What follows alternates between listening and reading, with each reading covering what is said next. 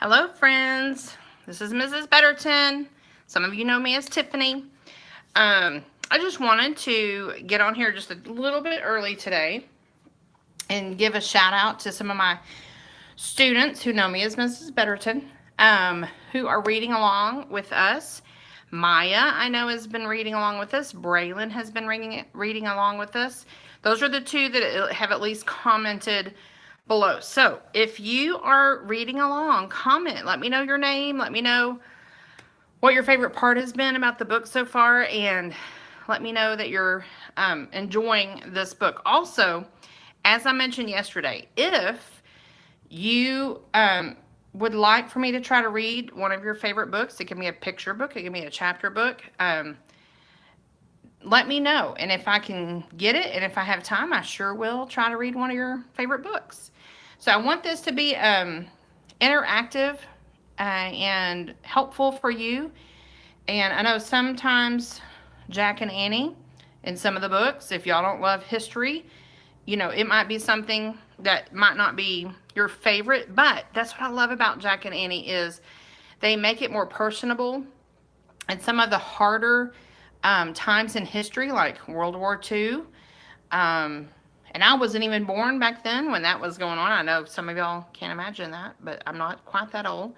Um, but yeah, World War II, it kind of gives us a different perspective. We kind of understand, and that's what I love about Mary Pope Osborne. She helps us understand more about some of the personal stories that happened, and like kind of for instance the V. That was she does a very extensive research on her books that she writes. So I'm fairly certain that that was probably a real thing. That probably was how they were able to tell if they were enemies or friends.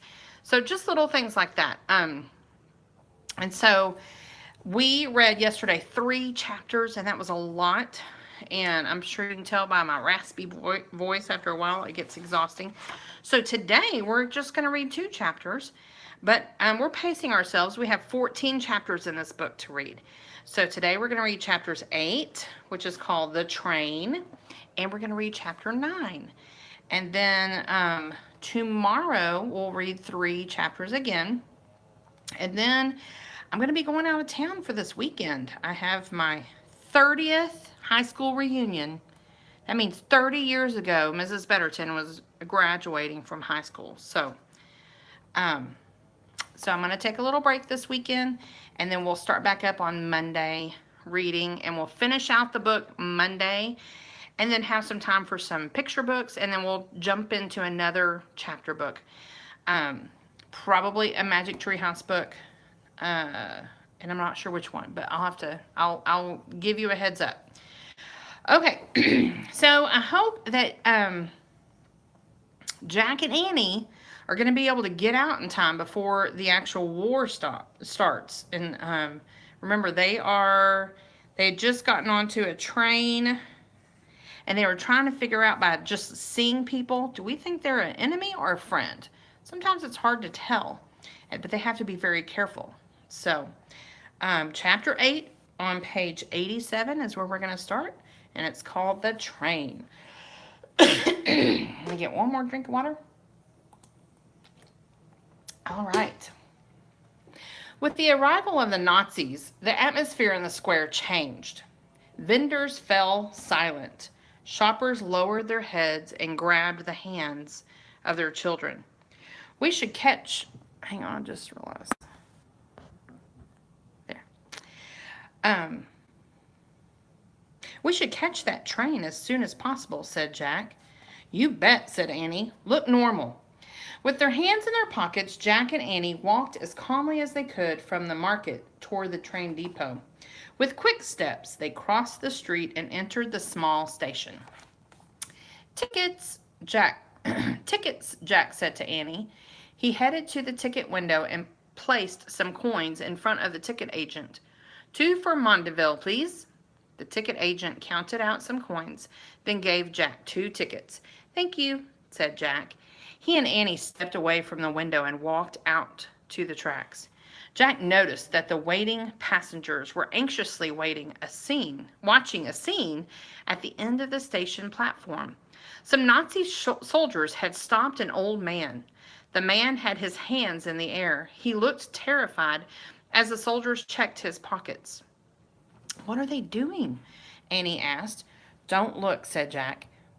He grabbed her hand so she wouldn't hurry to the man's aid. But he felt fury too. Why torment an old man? He wondered. He wanted to shout at the Nazi soldiers, "Leave us all alone!" But just like the other bystanders, he was too scared to do anything. He gripped Annie's hand tighter and pulled her in the other direction. "Come on." To Jack's great relief, he heard the train whistle blow. Soon the train rounded the bend, puffing steam. The crowd stepped back as the black engine chugged into the station. It let out an ear-piercing shriek and jolted to a stop. Doors slid open and people stepped out onto the platform and headed for the station. "All aboard!" shouted the conductor, and the waiting passengers moved toward the tracks. Jack and Annie climbed into one of the rear cars. "Where are our seats?" Annie asked Jack. "I don't know," he said. He looked at their tickets. "It says second class." "Excuse me, where are the second class seats?" Annie asked an older woman with a friendly face. "Follow me." The woman led them up the train corridor and stopped in front of an empty compartment. "You can sit in there," she said, then continued on her way. Annie and Jack opened a glass door and stepped into a small space with 4 seats. Jack pulled off his field pack and sat down next to Annie near the window. "I hate them," said Annie. Jack knew exactly who she meant. The whistle blew. The train jolted and began moving. Huffing and puffing, it left the depot and chugged down the tracks away from Kane. "It's a short ride," said Annie. "Not short enough," said Jack. "Listen." Even above the roar of the train, he could hear boots stomping down the corridor outside their compartment. "Ignore them," said Annie. "Got it," said Jack. "Oh, Jean. Oh, Jean. Look, lovely trees." Annie pointed out the window. "Yes, Amy, they are lovely," exclaimed Jack. "Remember." Before he could finish, the door to the compartment slid open. 2 Nazi officials stood in the doorway. "Identity papers, please," one said. Jack's heart started to pound, but he turned and faked a friendly smile. "Oh, yes, sure," he said. He pulled out his identity card and showed it to the official. Annie smiled and showed her card, too. The soldier looked carefully at the cards, then handed them back. "Your bag now," he said to Jack, holding out his hand. "My pack?" "Sure," said Jack. But before he could hand over his field pack, Annie snatched it away from him. "Why do you want it?" she asked the man, grinning. Oh, she said it like this. "Why do you want it?" she asked the man, grinning. "I need to look inside it," said the official. "Really?" said Annie. "There's nothing interesting inside." Why is she doing this? Jack wondered. He couldn't think of anything in the pack that could get them into trouble. Just lunch and Jack's pencil and notebook with all the notes torn out. "Give it to me," demanded the official. Annie didn't move. Her smile had faded, replaced by a look of fear. What is wrong with her? Jack wondered. He gently pried the field pack loose from her grip. "It's okay," he reassured her. "He can look in it."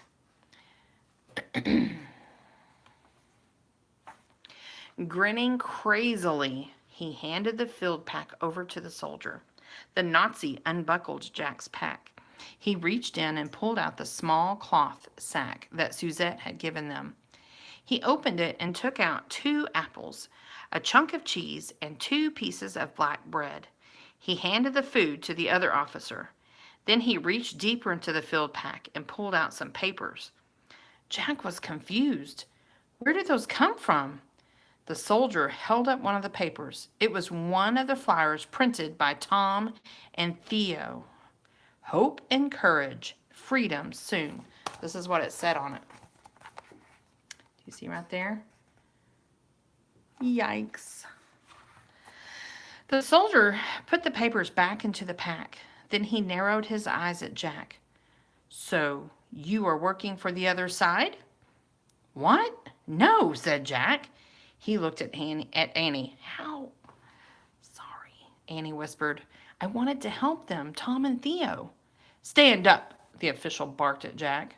No, cried Annie. Please, he didn't do anything. It was me. I did it. The Nazi official pushed Annie aside. Boy, I am placing you under arrest, he said. But just as the man reached out to grab Jack, an explosion rocked the train car. The sound of screeching brakes split the air. The train ground to a sudden stop. Jack and Annie were thrown from their seats. The soldiers fell to their hands and knees. Passengers scrambled up the corridor, screaming and yelling, What happened? What happened? Resistance! Blew up tracks ahead. The two Nazis jumped to their feet, ignoring Jack and Annie. They hurried away from the compartment. Jack looked out the window. A few hundred yards in front of the train, black smoke was rising into the air. Plan green, he said. Let's get out of here. He grabbed his field pack and started out of the compartment. But more soldiers were running down the corridor, shoving all the passengers aside. Annie grabbed Jack's arm. The window, she cried. Out, climb out. Jack straddled the window ledge, then swung his leg over and dropped to the embankment below. He reached up and helped Annie drop to the ground too. Looking down the tracks, Jack saw train workers and soldiers running toward the billowing black smoke. Sirens were screaming. Passengers were fleeing from all the cars on the train. Come on, said Jack. He and Annie ran down the embankment toward some woods near the tracks. Then they took off through the brush, weaving around mossy trees and pale spring ferns. They pushed back twigs and vines, trying to get as far away from the train as possible. Are we heading in the right direction? Jack asked, panting. Annie pulled out the compass and looked at it. Yes, southwest. Good, keep going, said Jack. They ran until they came to the edge of a road. Up the road, a bridge crossed a wide river. A sign next to the bridge said, River Orne. That's the river we want, cried Annie. Cross a river to find a cave. Cross it, said Jack. He and Annie hurried to the bridge and raced across the river. On the other side was a small restaurant. A sign on the front said Sylvia's Bistro. Or Sylvie's Bistro. Stop, said Jack, gasping. Before we go any further, let's stop there, rest, and make a plan. Great, I'm dying of thirst, said Annie. They caught their breath, and then they straightened their berets, smiled fake smiles, and walked into the bistro. Inside the crowded dining room, the air smelled of coffee and cigarette smoke. Jack and Annie slipped over to an empty table and sat down. Okay, so I'm about to show you a picture. It says he reached up and helped Annie drop to the ground too. That's what the caption says for the picture. This is a picture of, see the train, they dropped out, and you see up here is the smoke billowing up, and the train is stopped.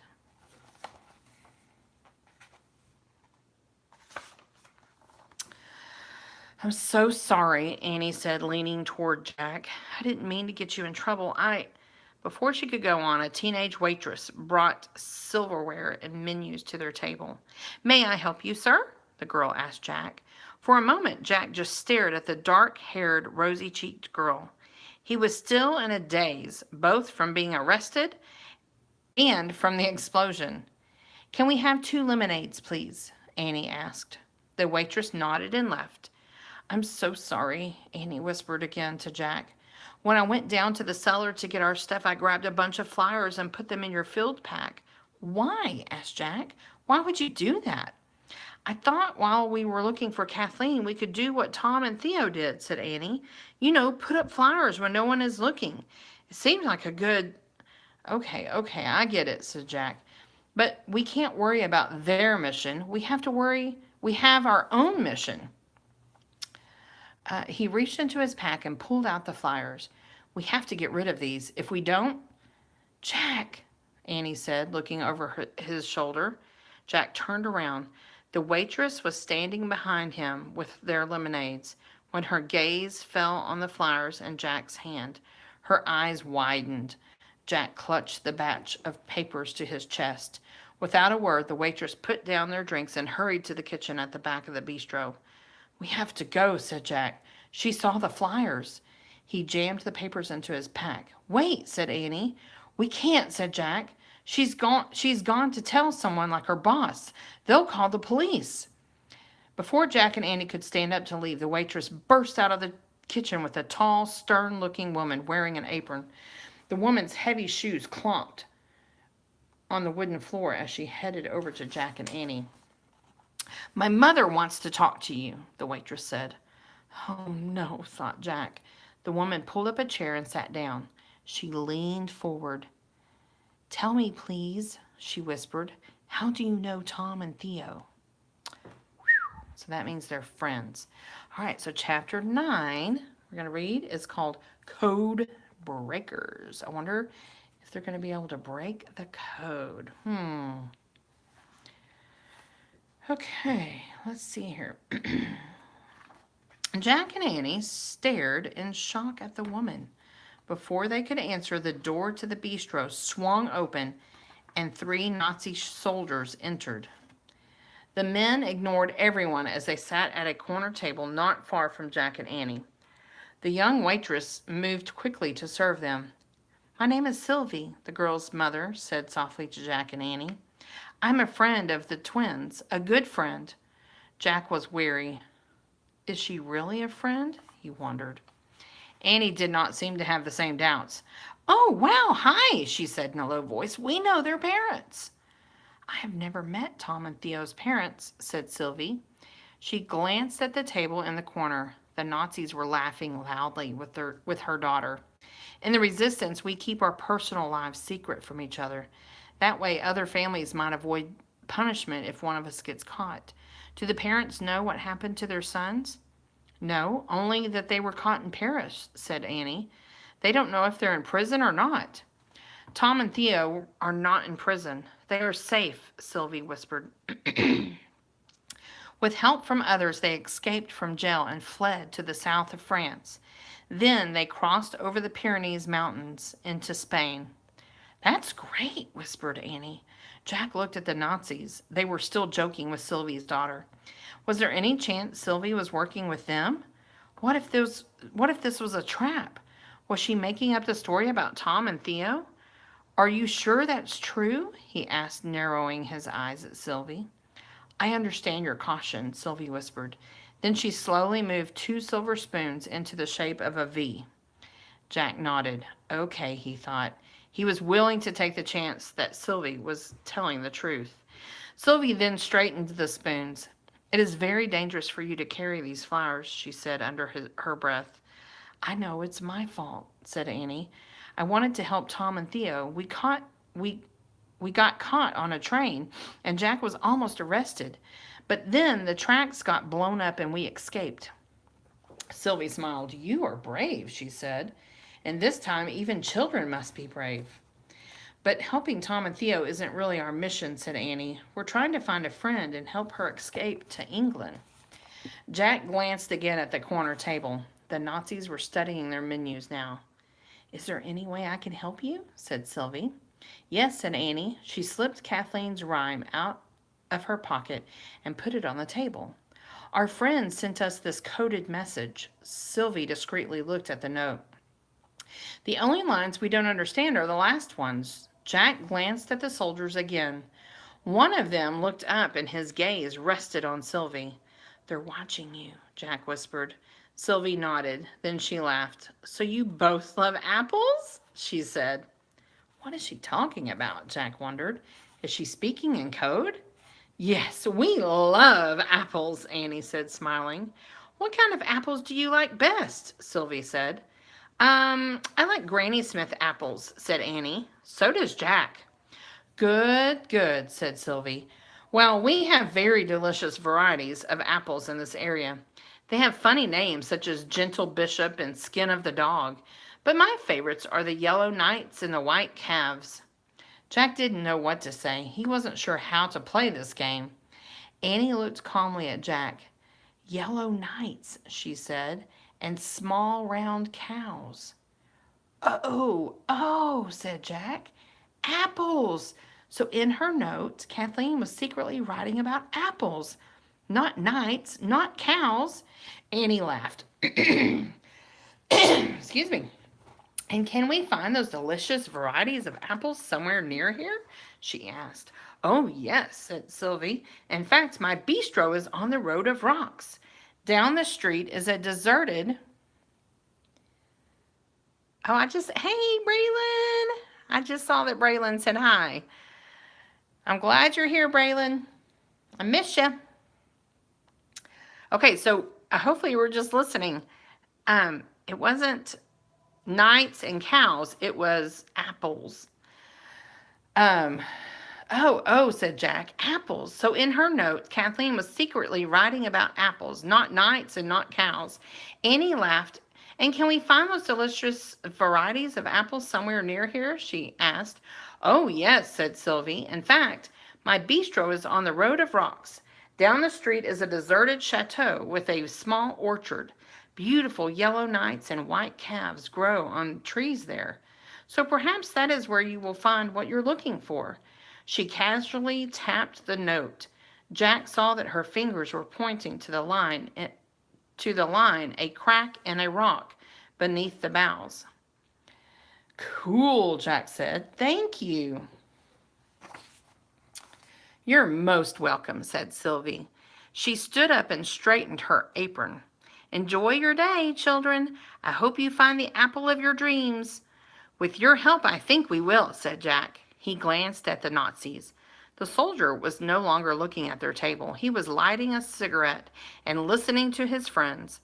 Jack flashed a quick V is for victory sign to Sylvie. She smiled, then crossed the dining room back to the kitchen. Friend, Annie said to Jack as she put the note back into her pocket. Big time, Jack said. He checked a clock on the wall. It's almost 2. We have 6 hours left. He took a long sip of lemonade, left some money on the table, and stood up. As he and Annie quietly slipped out of the bistro, he heard the Nazis laughing with each other. It was still cloudy outside. A damp wind was blowing. This is the Road of Rocks, said Annie, looking at a sign. Now we just need to find a deserted chateau. What is a chateau? And I'll show you the word right here. The word chateau. Can you see that? It's kind of a different looking word. I think it's a big fancy house, said Jack. Cool, said Annie. Let's find it. Oh, wait, said Jack. We have to do something first. What? Said Annie. Come with me, said Jack. He led the way around the bistro to an open window in the back. Through the window, they saw Sylvie in the kitchen. She was stirring a pot on the stove. Jack looked around to make sure that no one was watching. Then he called in a loud whisper, Sylvie. She looked surprised and came over to the window. Yes? Could you do us a favor? Said Jack. Could you send a wireless message to the BBC? She nodded. Could you have it say, Jack thought for a moment, have it say, your twin unicorns are free in Spain. Sylvie looked puzzled. Tom and Theo, said Jack. Their parents will understand what that means when they hear it over their wireless. It will make them very happy. Yes, said Sylvie, I will do that. Thanks, said Jack. Good work, Annie said as she and Jack slipped back around the restaurant. Yep, said Jack. Now a deserted chateau with apple trees. Onward, said Annie. As they started up the Road of Rocks, Jack and Annie strolled past a couple of houses, a churchyard, and an ancient-looking cemetery. They passed a butcher shop, a bookstore, and a bakery called La Baguette. I don't get it, said Jack. Why would Kathleen be hiding in a cave? It seems so safe here. Why doesn't she come out in the open?" "I was wondering the same thing," said Annie. "And why didn't she just tell Teddy when and where to pick her up and then go there to meet him? You have to be cautious, but you can still travel around. Something's not right." "Yeah, really," said Jack. Jack and Annie walked farther up the road and rounded a bend. "Whoa," said Jack. "A deserted chateau?" Set against a rocky hillside was a mansion with a sagging roof and broken windows. On its grounds were fallen down sheds, overgrown gardens, and a scattering of bushes and weeds. Annie pointed to a cluster of flowering trees in front of the hillside. "Apple orchard," she said. The spring breeze shook their boughs, and white petals floated to the ground like snowflakes. "Yes," said Jack. He looked around. No vehicles or pedestrians were close by. "Trespass." Jack and Annie walked up the driveway. Their boots crunched over the gravel path as they hurried across the weedy grounds of the chateau. When they drew close to the hillside, they studied the rocks. "There," said Annie. She pointed to a crack big enough for a person to slip through. "Okay," said Jack. "Wait." He reached into his pack and took out the flashlight Teddy had given them. "I'll go first," said Annie. She squeezed through the shoulder-wide crack in the rock, and Jack followed her. They stepped into a tunnel lit only by the shaft of light from the crack. Jack switched on their flashlight and shined it on the cream-colored stone walls. "This must be one of the limestone tunnels that Suzette and Gaston talked about," he said. "Listen," said Annie. Voices were singing deep inside the tunnel, high, sweet voices. "Twinkle, twinkle, little star, how I wonder what you are." That's a song that they heard. All right, that's the end of chapter 9. Who do you think is in the cave? Hopefully, it's who they're looking for, Kathleen. All right. They had a couple of close calls. They are so brave, I tell you what. But thankfully, they found some friends, and they were able to figure out that the knights and the cows were talking about apples. All right, so tomorrow will be our last day this week. We're going to read chapter 10, 11, and 12. And then on Monday, we will finish up the book reading 13 and 14. And then also, I wanted to show you something that I also love about the Magic Treehouse books is in the back of the book, usually she has written facts about the book. And like I said earlier, Mary Pope Osborne actually travels to these places, and she does research, she writes down, takes notes, and she visits the places, and she talks to people, and she gets all kinds of really neat ideas and adds them into her story. So if you would like, you don't have to wait until the very end, but if you would like to know more about World War II, on page 173 at the back of the book, it says more information about World War II. And so I haven't read this yet, but I think when I get off of here, I'm going to go read this and just learn a little bit more information. Now, sometimes she makes separate fact tracker books, and this one is just a little short, I don't know, like about 10 or 12 pages. So it's just more information. I don't know if you've ever seen pictures of Anne Frank and know who that is. She's a very famous little teenage girl that wrote in a diary during World War II. So this is a real picture of the girl called Anne Frank. So anyway, I just want to let you know that if this sparks some interest and you want to know more about any of her books, a lot of the times she will have information in the back of the book, but also you can check out fact trackers. And that's another reason I love Mary Pope Osborne. I think I would love to be Mary Pope Osborne when I grow up. So anyway, I'm glad you joined me today for our fun book. And I know that Jack and Annie are going to make it. I just know it. They always do. They always pull it out. So don't fear. The Nazis won't get them, and they will hopefully find their friend, and that's hopefully who is singing the bottom of the cave. I sure hope that you enjoyed this. I saw that Braylon joined us today, and I'm so glad, Braylon, that you were able to comment and let me know that you were here today. I hope you're having a great summer. Make sure and comment even at the bottom of the videos if you're watching this later in the day or a couple of days later, and let me know that you read along with me and what you enjoyed. Okay, I'll see you on tomorrow about the same time, around 4:30. I'm going to do my last reading for the week, and we'll read 3 chapters tomorrow. Okay, y'all have a great evening. Bye-bye.